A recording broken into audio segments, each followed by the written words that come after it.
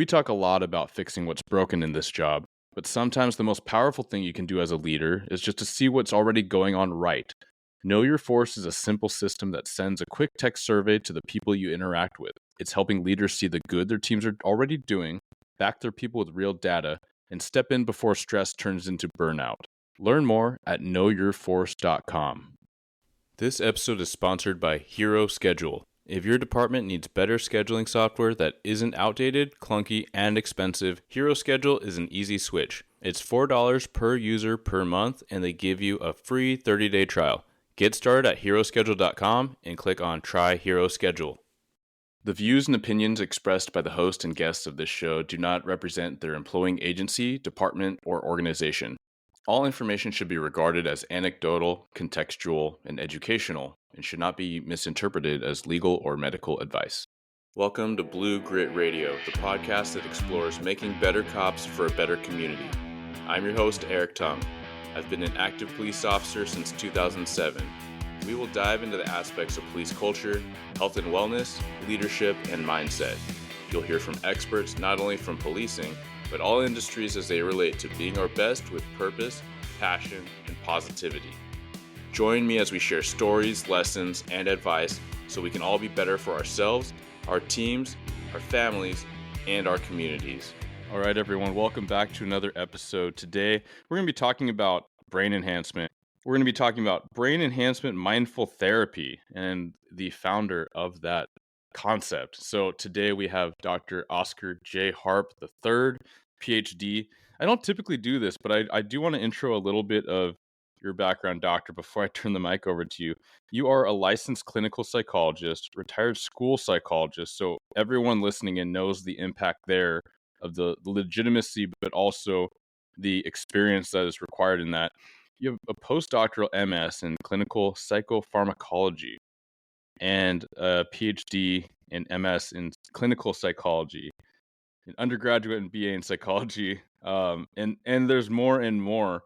But also, you were a police officer for a little bit. Yeah. Yeah. So at this point, I want to hook the listeners because when you reached out and I got to learn a little bit more about you, and I have a copy of your book, specifically the title being Brain Enhancement, aka BE, Mindful Therapy. I was intrigued from the jump, and then going into all the book, I was like, oh my gosh, there's so much here, and it makes sense with your experience in your education. And so, with that, first off, welcome. Thanks for coming on the show, sir. Yeah. Thanks for having me.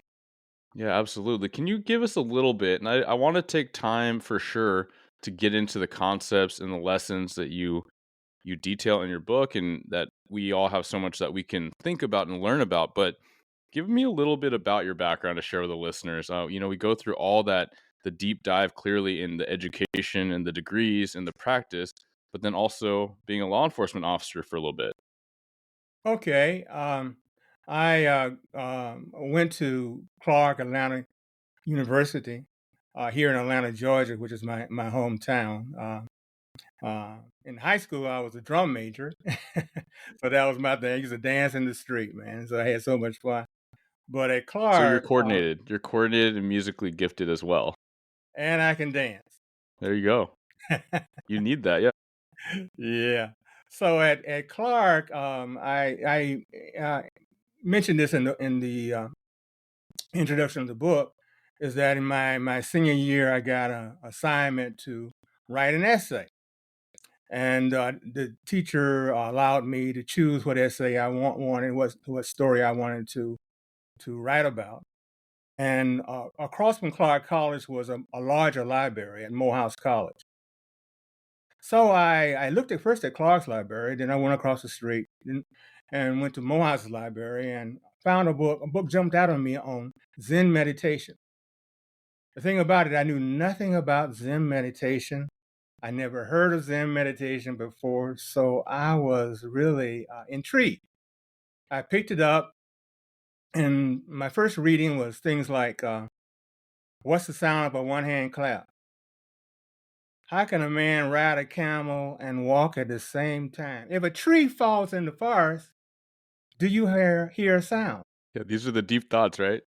Right, those are sounds that the so-called master would give the parishioner to solve, and they were really impossible kinds of riddles.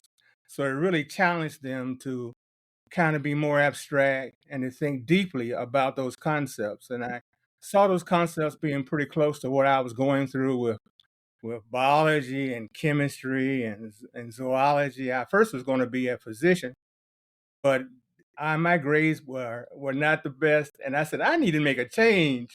And I changed over to psychology, and boy, did my grades went up. I did so much better, and I was so much happier.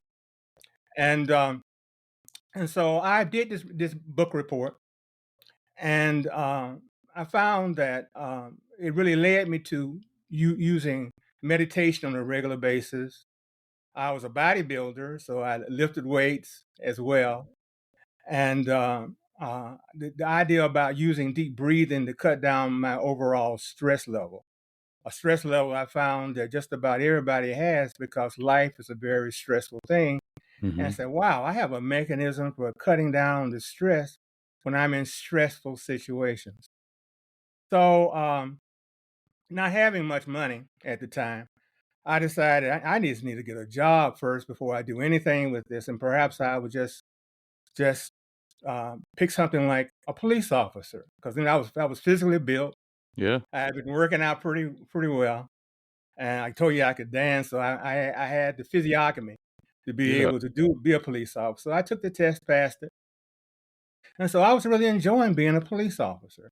And during that first year, I was walking on old part of Atlanta, Georgia, where black businesses were, called Auburn Avenue. They called it by nickname the Sweet Auburn. And we got a call that there was a fight down the street, and we needed to hurry there immediately. So I was walking with my supervisor and ran down to the pub, ran into the pub, and ran right into a guy holding a nickel-plated gun only 2 feet from my chest. And during those days, we didn't have any Kevlar. Hmm. There would Yeah. be no distance between the bullet, the Yeah. shirt, and me. What year was that for the listeners, roughly? That was 1972. Different world. A whole different world. Atlanta, by the way, was the murder capital of the United States during that time, and Oh, wow. some people say it hasn't much changed. So I just didn't know what to do. So I just some reason it was like a unconscious thought that I could just talk him out of it. So I said, "You better drop that gun." And he looked at me and said, "What?" I said, "You heard me." I said, "Drop the gun." So he took the gun and threw it over a wooden bar, the same bar he just knocked a guy out with one blow. Hmm. This guy was in physical shape. He Yeah, had this a is a big dude, right? Didn't you chronicle yeah, how? Yeah. he was a good 6'2", black unbuttoned vest, muscles from head to toe, fearsome looking guy. And my partner just froze. He didn't know what to do. He was a supervisor, but he wasn't supervising much at that particular time. And so we handcuffed him. He was carried downtown. He was arraigned. Weeks later, he was in court. He came in shackled hands and foot, but swearing at the judge. Now we all That's know not a good idea. you don't Yeah, swear you at don't. the judge, particularly. Cops is one thing, judge is another thing. No, Yeah. you can do it. You do it to police officers all that, but not the judge, particularly when you got to make a judgment about whether he's going to sentence you, Hmm. whether you're guilty or what. But I mean, he uses imagination in terms of his swearing because he came with some new stuff I hadn't even heard of before. The judge got angry and said, "That's enough." He is mentally has some mental concerns. I want him to have a full psychological evaluation, and we're going to meet back in about 2 weeks. But he's going to be in the court that deals with people struggling with mental concerns, and so that really shocked me. Not only did the guy have the gun real close to me, threatening to kill me, but he was someone who had serious mental concerns, which means he might have just done it.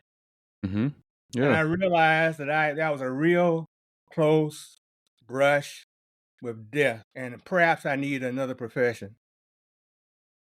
I realized that I had a major in psychology, so I went off to graduate school after about a year of being a Atlanta police officer, Yeah. and Can I used the ask you? mindfulness and the meditation in my practice and with my work while I was studying psychology for my master's and doctorate at Howard. Yeah. Can I ask you a couple things? One, back then, are these was there a typical expected response to that? If someone had a firearm, right? Like was it a revolver or something like point blank? Like were you talking about or training, the reactive action beats reaction? Can you control the weapon or do you fire your own? Was that something that was discussed in your training? Yeah, when I was going through my physical training, they taught me how to. That time they were using primarily revolvers Mhm. rather than the automatics that the Yeah. FBI used. Yeah, Mhm. and they taught me how to grab a gun, grab the chamber so it wouldn't revolve, and hold it in as well as disarm the assailant. But that didn't come to my mind, and that's a very risky move. The gun could go off. It's a lot of things, and that's where I appreciate some of the content, some of its parody, right? Of this like these martial artists and what they're gonna do to disarm knives and guns. But I appreciate you sharing that story in your book and here because yeah, it's not a great feeling. And then recognizing that a lot of things could have happened, but I'm curious what your reflections were after it happened, and then if you remember as it's progressed and you accumulated more knowledge and wisdom in the psychological space to you didn't freeze, you didn't give up, you didn't cower or run, you stepped up what we call officer presence, and you actually got through to hit him in that space. And I'm not telling listeners now to consider that, but this does come into play with the job. um, yeah, have you thought and kind of debriefed like why you think you reacted that way, and then what your reflections were as you continue to acquire more knowledge in this space? It's kind of interesting that you asked that. Um, I grew up in that time. I was like a cowboy. I had the cowboy hat, the cowboy jeans, the cowboy boots. I had a Copalone Cassidy bank account that gave me no interest. I had the guns on both sides. I had everything but the horse. And I think that early familiarity with being loving cowboys, seeing every TV program on TV, Hopalong Cassidy, and various Roy Rogers and others. That was really in the back of my mind when I faced that assailant, and in a way, I became a cowboy again with the idea that rather than trying to pull my gun, which was an impossible thing to do at that close range, that I had the facility just to talk him out of pulling the trigger. And in that particular moment, it was like, they say time slows down, Mhm. and time did slow down. I could actually see the cylinder turning, Mhm. and he had the trigger cop. Might have been like microseconds before actually pulling that trigger, and it was not a conscious act. Right. I didn't think, I'm going to just disarm him. I'm going to try to hit him. I'm going to try to knock the gun out of his hand. I'm going to try to avoid the shot where I would get shot. Mhm. It was automatic. I just went into that personality of being a cowboy, and I could just talk him out of it, and I did. That's so interesting. It surprised me that it worked. Yeah, but Yeah. I appreciate also kind of the awareness, call it humility or just self-awareness to be like, yeah, this isn't the thing. You talked about how you had the spark lit in you to learn about psychology, and then you're like, hey, I need a job, I'm going to pivot this way, but then to go back and go to school. So I think that lesson is impactful for so many people as you've experienced so many, and I mean, one could even say multiple careers at this stage, the different roles that you've had and different education you've acquired. And you're talking about stress and what an impactful way to detail that, because that's something that the listenership might be able to consider and reconcile, but the average person cannot, right? The average person sees the news or watches the media and thinks, okay, like that job couldn't be that hard. or they say, okay, I could never do that job, and you did it, right? And you found yourself in a very potentially fatal scenario, um, and then now you've you've done a volume of work, one could say a lifetime of work, exploring stress and different methodologies to curb that. And I like how you detailed that you had a lot of awareness on like physical health and all these things. And then these things all come to interplay.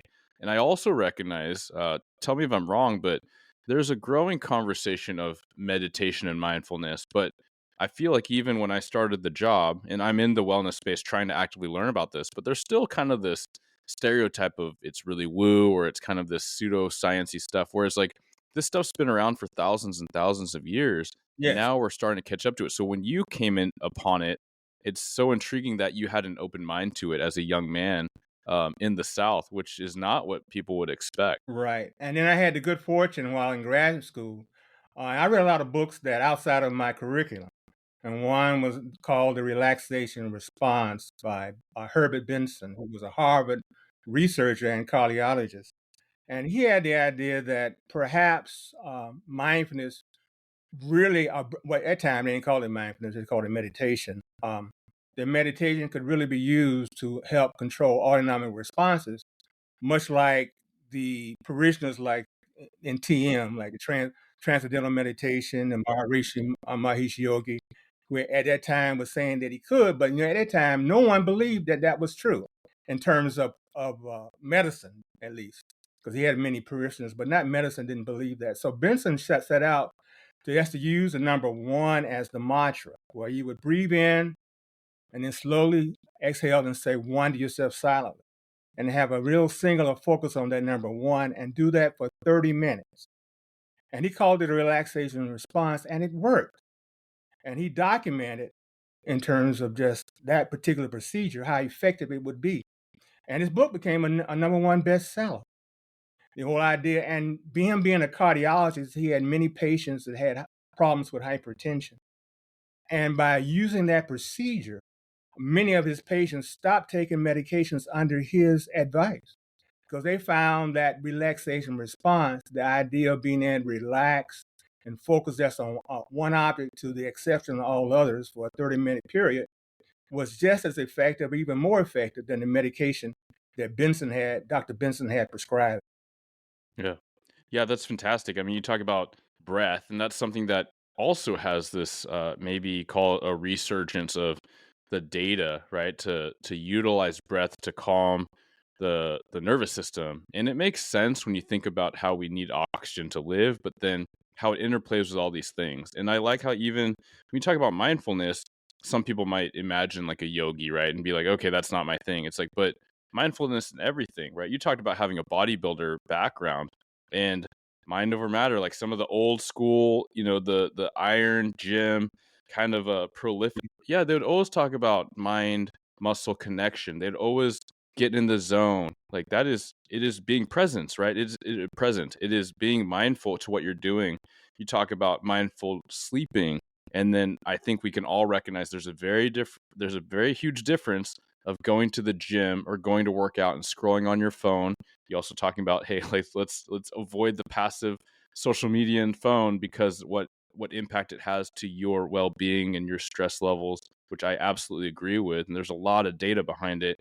But then to be like, if I'm at the gym and I'm lifting weights or I'm on the trail and I'm running, focus on this thing and being where I am, and you're going to get so much more out of it. Yes, but one thing I wanted to stress was that over the years, obviously, after several decades, my mindfulness strategies changed. I tweaked Mhm. them. I thought about it. I read research. Got my master's and doctors, and realized that really people needed more than just mindfulness to deal with the everyday stress. It did improve health in terms of stress, but something more was needed. So along the way, I also went and worked on an MBA. I was doing a lot of education at the same time. At the same Wow, time, I was yeah. working on my doctorate, and so went for the MBA at NYIT and tried to make a decision which one I was going to finish, the MBA or the PhD in psychology. But while working on the MBA, I discovered something called impact, and impact is what the marketer uses to get the consumer attention. Like you see it on TV, it's the size of a word, the position of a word, what font, what color. They use banners. And I thought to myself, I said, hey, if they can use, a marketer could use these techniques to get my attention, why can't I use it to get my own personal attention for myself? Why Yeah. can't I make this an inner? Psychology, right? Yeah, Yeah, why, they why know what can they're I use doing. it? They Yeah. do it to me. Why can't I do Mhm. it to myself? What a twist. Improve my ability to concentrate. So I renamed the concept rather than saying impact, I call it cognitive impact Mhm. and develops. So really what the book's about, and the book is called Brain Enhancement B, the BE is B, mindful therapy, and the B stands for brain enhancement. And so I said, it's more than that. So I think it's really one of the first therapies that can be used both individually and group to actually improve overall functioning. And it's something that I think even more than stress, given what's happening in today's environment, all the shootings we're having, the assassinations that we're having, and the crowd anger and difficulties and protests that they're having. And people daily struggle with things like in the book I call mindful anger, mindful sleeping, mindful eating. Oh man, All of things it, that yeah. people are taking all these medications, psychotropics to control their weight. The only problem with them is that once you start taking them, if you wish to keep the weight off, they don't tell you that you have to take it for your entire life. If you stop Yeah, it, you have the rebound effect and you gain all the weight back. It would be so much better if you had psychological techniques that you could use on a regular basis throughout the lifespan that did not require psychotropics or medications that going to possibly have some side effects. and that's the thing, and I'm glad you said it being the doctor, but me and my buddies, we talk about those unknown side effects. I mean, many are known. You watch any any pharmaceutical commercial, and they have like they have a banner that's like, size like, 4.5 font, or they do like the speed talking that they like for, like if you have problems Right. with, and then they'll list off basically 20 conditions that some of which you have or haven't heard of. That are common known side effects. And so, what are the unknown? And I'm not going to go down that rabbit hole, but I do appreciate how you bring in all that to say we have a very stressful world and we have a very stressful career. And those most listening are in the first responder kind of vein, or those that understand and are alongside, family members or community members. And so, I appreciate the book and what you present because it's a lot more a lot less, let me say it this way, a lot less about how messed up we might be and why, but you touch on that, but then you present all these things we can think about and do. And I think at this stage in my game, my career or my life is like, okay, cool, like what do we do about it? It's almost the so what now what that we can perceive. And you shared a couple concepts, and even when we get into mindfulness and mindful walking, this is something that I've shared about and I've learned about elsewhere, which is to say that I spend a lot of time going outside, walking, running, but I'd feel like I'd need to listen to podcasts and be productive all the time. But it is also considering not having a device on or an audio playing, like just to be present, like listen to nature, listen to the birds. You talk about tree bathing, forest bathing. This is something that I learned about a number of years ago that I love this concept because so many people I talk to, I know I've been at large trainings and all this, which asks, what are the things that feed you? And it's usually family, friends, and then nature, right? People talk about nature all the time, and that is like the world constant. I appreciate how you introduced a lot of these concepts from all over the world and throughout history that are, you could probably say, proven methodologies to helping people feel whole and balanced and well. Yeah, one of the things I did in the book is I presented the uh, empirical evidence for each one of these types of mindfulness, for mindful sleep and anger, aging, how it might be effective across various kinds of disorders and disabilities. showing that mindfulness, in particular in things like depression, is just as effective or even sometimes more effective than taking psychotropics for it. And you mentioned side effects. One of the major side effects for taking psychotropics for depression is that it can cause suicidal ideation. So now you're taking medication to Yeah. be less depressed, but you're thinking more about suicide. Yeah, That which might yeah. not be the best thing you want to do. No, yeah. Now we're in a Right. worse place. So I did not rule out psychotropics. I said, well, you have a choice now, an informed decision. You can use mindfulness that doesn't really have any side effects alone, or you can use it with psychotropics under the supervision of a licensed doctor.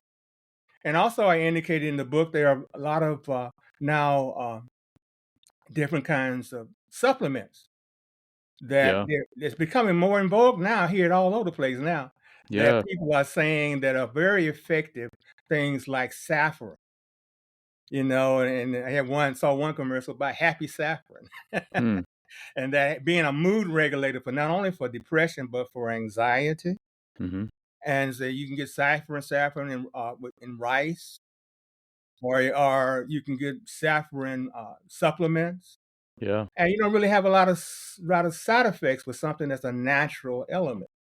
Yeah, I'm glad you brought that up because a couple things is like what you're talking about before. I kind of wanted to get into. I've been learning a lot and trying to learn about the subconscious, and you talk a lot about affirmations, right? You talk about positive mindset and these connections of mind body, and I'm not even sure how to quite ask this, but is it that these conscious decisions and verbalizations or affirmations can affect our subconscious in your experience and expertise, or is that a separate kind of tangent and thing to work on?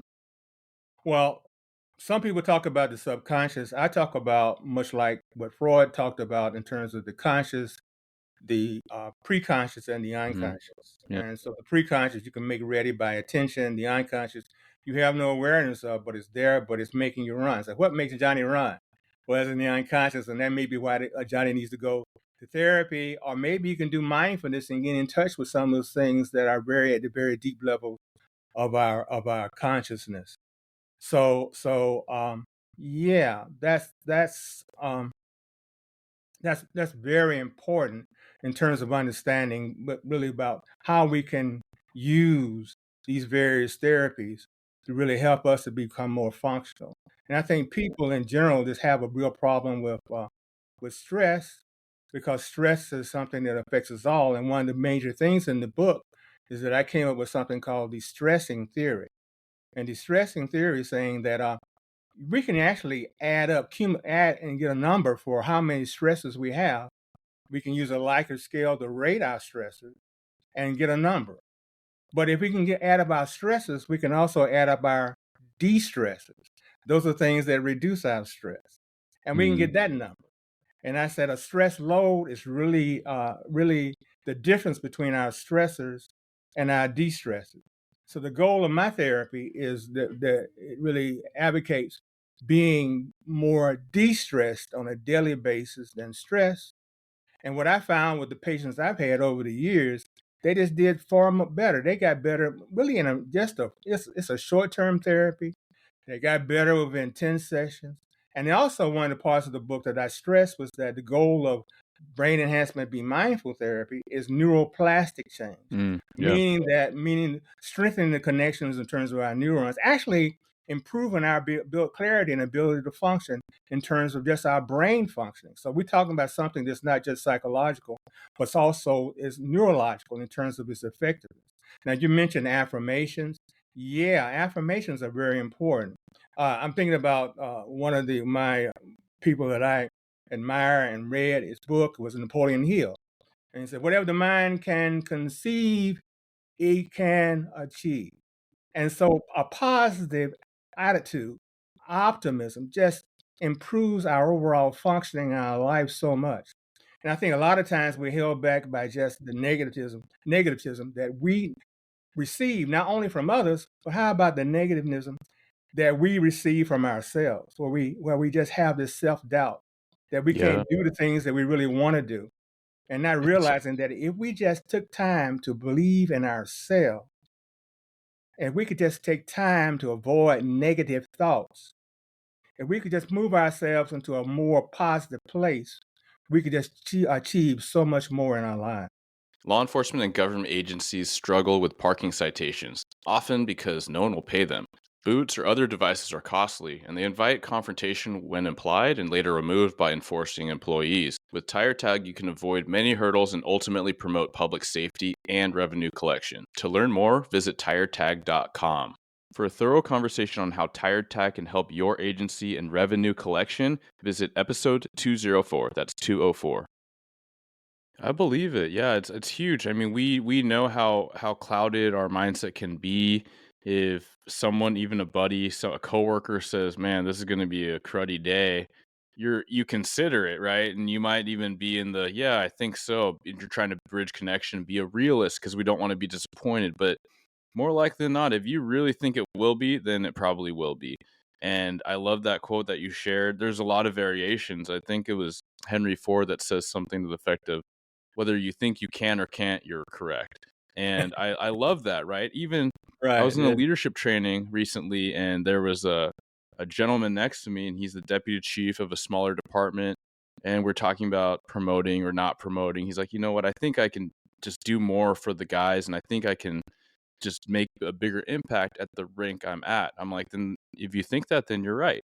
And he kind of looked back. I'm like, no, I'm not. I'm not trying to tell you to do one thing or another. I'm trying to figure out my own life too. But whatever you truly believe will be of most service and helpfulness, then you're correct. But also realize that if you have the right integrity, the right values, and you put your effort towards whatever, you'll probably be great in whatever thing you try. And that's what I'm trying to nudge people to think about, because there is so much slippery negativity that we're surrounded by it. So I think we need to be so intentional about working through and past that.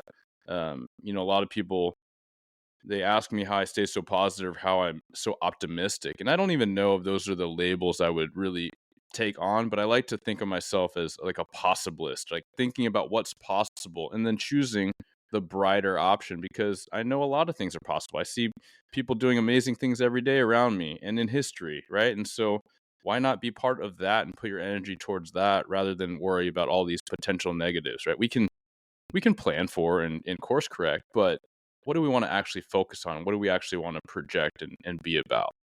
Absolutely. And then another thing I have in the book that we should all be cautious of, and that's the maintaining full functioning, at least much functioning as we possibly can with our in terms of our brain.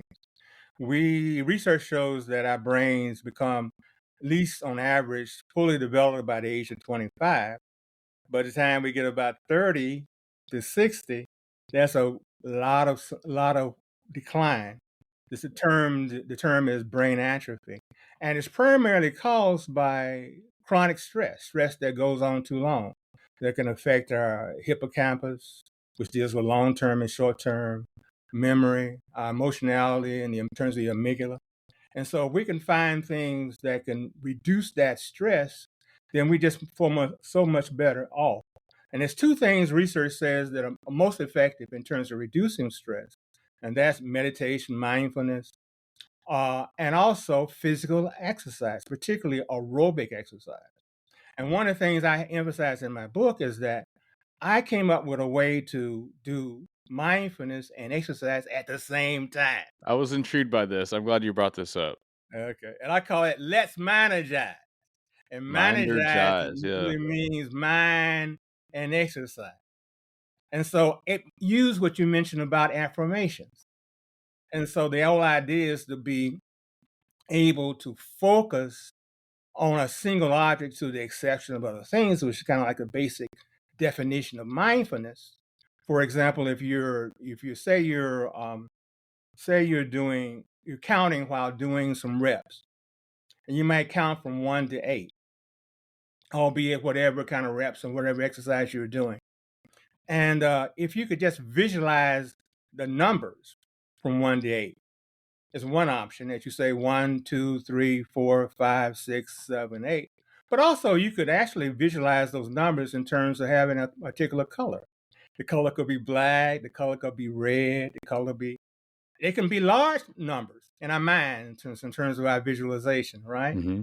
And so, using that facility of imagination, you actually tap into what I call the neuroplasticity, which you're using your mind. You're not just using the physical exercise. And then also, if you can put affirmations, positive affirmations with that, now we have that positive component. And so in the book, I list several affirmations that my patients have used over the years, but certainly people in this who use their own creativity for picking an affirmation. Like, if it's to be, it's up to me, is one of my favorite ones. And so, like, that's this kind of self-reliance that we can use. Anything, if you can, if whatever the mind thinks it can, it can. You know, believe it, achieve it. So you Yeah. can use these short kind of affirmations that you can say while exercising. So the power of not only just doing the mind and being able to focus on the number, but also you can change the number I call the go, which means grounding object. That's the mantra. But rather than using the number, how about the affirmation becomes the go? So if you can say, if it's to be, it's up to me, that becomes your grounding object. So now you're focusing on that. That can have various colors. You can choose a single color. The fonts can be various types of fonts, like I mentioned in terms of impact. It can be various sizes that you can do. If you did it in a group, you could have a group leader. They could call out the color. You could say, okay, Mm-hmm. group, we're going to do black, right? And so that all the affirmation is all, the words are all in black. And then he says black on white. Now it's black on a white background. While you're saying the affirmation, you're doing the exercise. So the idea is to pull the mind and use the mind, the brain, along with the exercise. And now we got something I call less managed. And that's what Mm-hmm. I'm promoting is being highly effective. And I found it very effective, particularly in things with patients that have problems with depression. And also worked very well with people who have problems with anger. Because there's something about being able to do physical exercise, doing that breath work, just lowers down your stress. And a lot of the anger really comes with too much stress, chronic stress, and not being able to control it and manage it.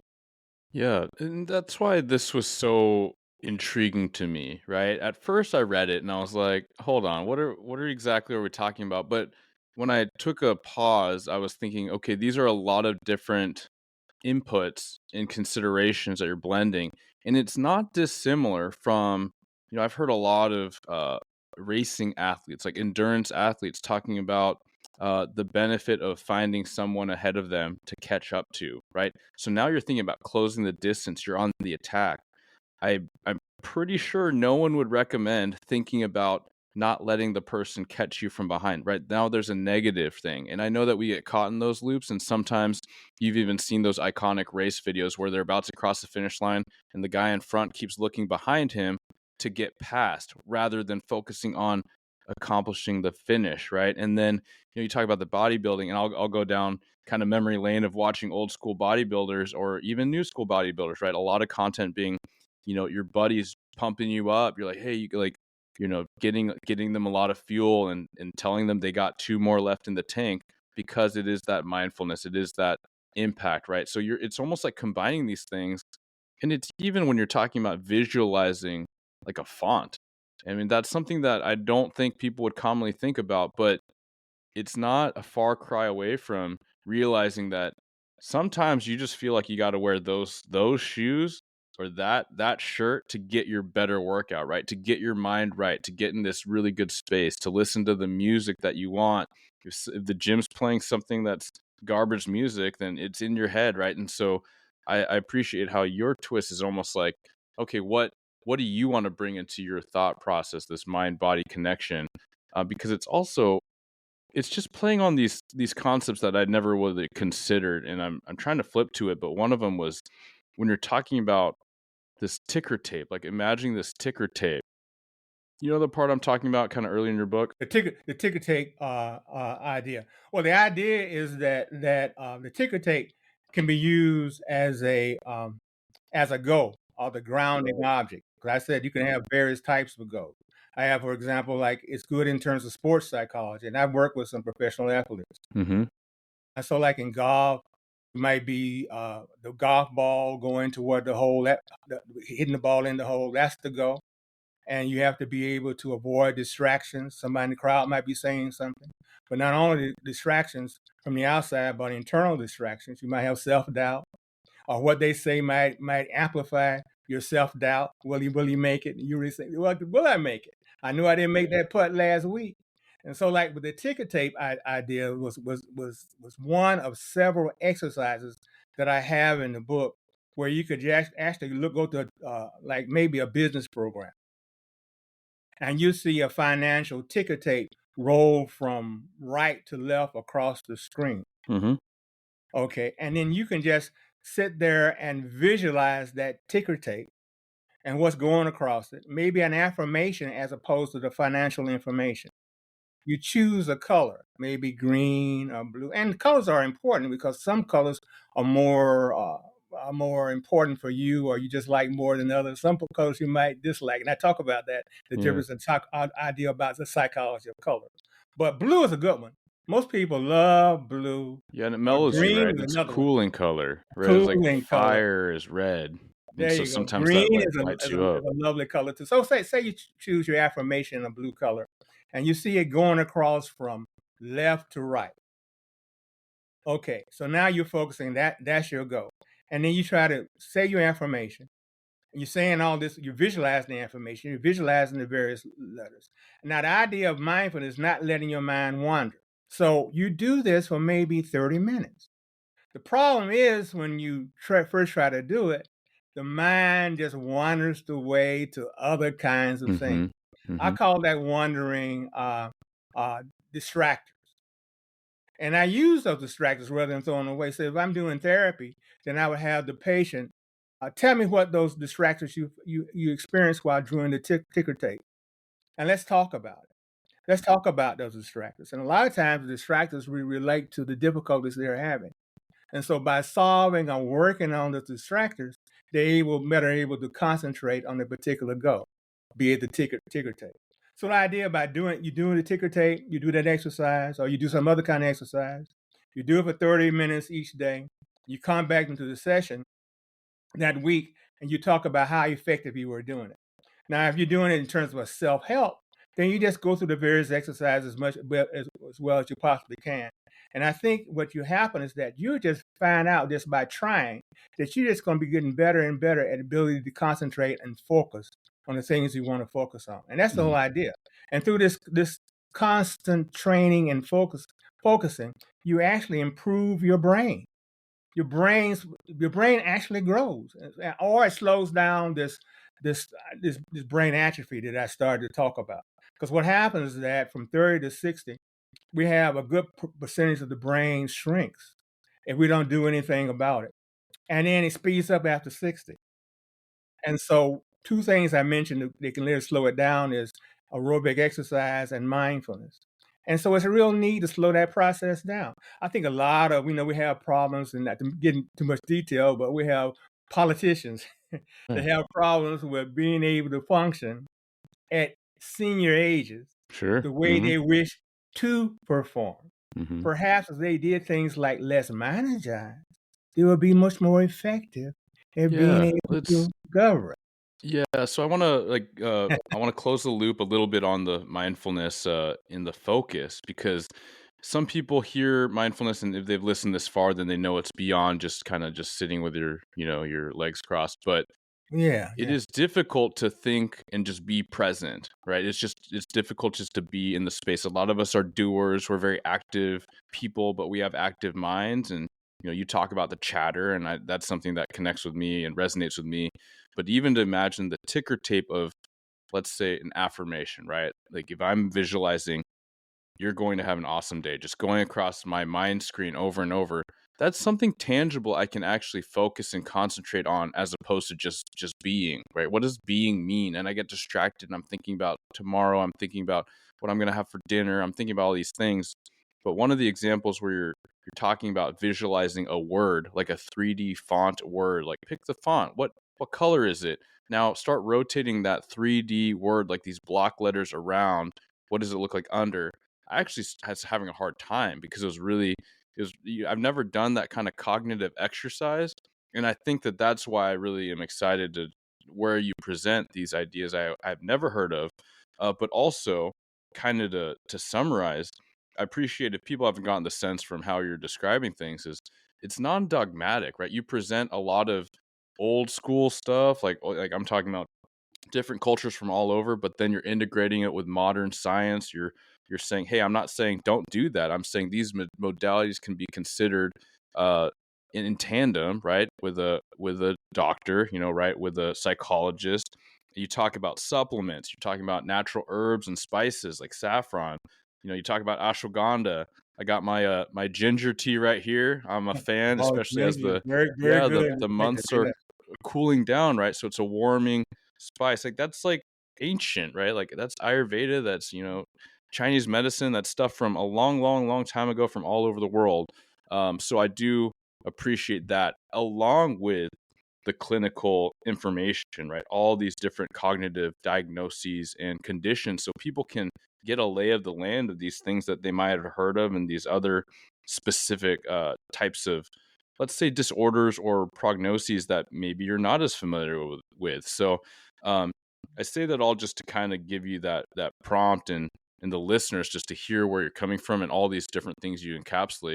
What are some of the go-to things that you do to take care of your mind, body, spirit? Because clearly you've made, a greater part of a lifetime researching and distilling this all down to make it helpful for so many people. Well, I'm getting up in age. I might not look it, when I'm No, you getting look older. great.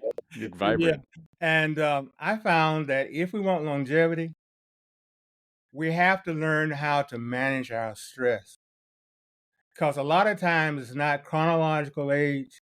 Really, what's beating us down is biological age, and we all have this biological clock. And we don't realize just by doing something as simple as aerobic exercise, just a few minutes a day, deep breathing exercises. I really strongly believe in doing slow, deep breathing. And I was working at a high school one time, and I had some groups, and I just had them do deep breathing, and the principal heard about it. We had a faculty meeting. She said, "We got this psychologist here who's teaching the students how to breathe." Everybody broke out. They didn't really Someone's got understand. to, right? Yeah, right. Yeah. They didn't realize the neurological and neuropsychological effect of being able to deep breathe. And people just don't know how to do it. Most people shallow breathe. So if you just slowly in, maybe count to 8 and slowly out. And I know we got all these apps on, we got YouTube and so many different ways to deep breathe. And I wouldn't discount any of them, but I would say pick one and realize what's unique and what's in common with all of them is that they all talk about breathing with the whole torso, with your stomach and your chest, and not just shallow breathing from your chest. In a slow manner where you slowly inhale, perhaps through your nose, and you exhale out through your mouth. Or you could just do that even in a moment of anger. If you could just have a pause where you did 3 deep breaths, Oh you my find gosh. yourself not as angry. You Yeah. have not have this your heart rate would slow down your heart rate, your pulse rate would slow down. And you might even think about the rationality of striking out when you really didn't want to strike out at all. So yeah, I use deep breathing. I jog on a regular basis. I do still lift some weights every once in a while, but Nice. more importantly is the aerobic exercise and the deep breathing would be the primary things. And then doing some real concentration exercises like the ticker tape or the 3D, or even visualizing myself walk around a track. 4 times around. I have that in there called the track was 4 times around the track, and realizing you're getting closer and closer to ending, but then visualizing maybe on counting as you went around the track, or just visualize having the deep breath as to go, and then focusing on your deep breath as you go around the track, and not letting your mind wander, because all of us really have this propensity for mind wandering. Hmm. I give the Yeah. example sometimes. Like if you go into the grocery store, you work a 5-day week, but it comes to Saturday or Sunday, you get in the car, you're ready to go to work, but somehow you find yourself not en route you you find yourself, you want to go to the grocery store, and you find yourself going to work instead of going to the grocery store. And so Mm-hmm. really it's like an automatic pilot that your mind is kind of wandered away from the intent that you wanted. And Yep. so it's really important to be able to learn how to focus and concentrate. It's not a natural thing. What's natural is let your mind go all over the place. Yeah. Pretty much Yeah. like when you go to sleep at night, you just let your Mm-hmm. mind wander, and pretty soon it's the next day for most of us. Some of us wake up several times during the night, but they let our minds go all over the place. So, like, train the mind to concentrate is what I'm saying, and it's pretty much like what happens in education, isn't it? You think about it, that's what a teacher does with a student. They tell you to learn something, and they give you a test on how much you learned. And so your whole education is really based on being able to focus and concentrate and recall. And I'm pretty much talking about the same thing, but I'm saying there's some psychological techniques you can also use, particularly with those of us who have finished school and we're doing some other kinds of things. Mm-hmm. It's one way to continue that sometimes arduous task of being able to concentrate on focus and keeping our minds in shape. And I know one book I read called The Mind Gym. Perhaps our minds need to be put in the gym like we put our bodies into a physical gym. No And we need kidding. that daily workout to keep our minds in shape, just like we can keep our bodies in shape. And if we can do that, we're going to have a longer life, a happier life, and as I say, a life with great possibility. I love that. Yeah, we all get in our ruts, and even with people with active careers like policing, you have a lot of problems you got to solve, but you also fall into the sameness where a lot of stuff is very similar. So I love the nod to keep learn new things, right? It's not about doing a crossword to avoid dimension. No, you got to learn new things. You got to learn new instruments. You got to learn new languages. You got to go travel to new places, right? And that's what we're talking about with neuroplasticity. So I love that, doctor. Well, you've given us so much to think about. I would love you to please share uh, where people can find out more about you and the book, where they can get a copy, and anything else you want to close with. Yes, the book is on Amazon, both the ebook, the hardback, and the softback. And I also have the author's website, which is mindfultherapy.com. And what's interesting about the website is that's what's coming in the next few days is the audiobook for Mm, brain enhancement, Be Mindful Therapy. And I'm going to be offering that at a reduced price. And it's going to be exclusively on that web page. nice. I'm not going to have that on Amazon. But certainly you can, that'd be another version. You can, and what's unique about the audiobook is that I actually go through those exercises at a slower pace. And you might want to just listen to me go through this exercise and you try to visualize as I Mm, go through.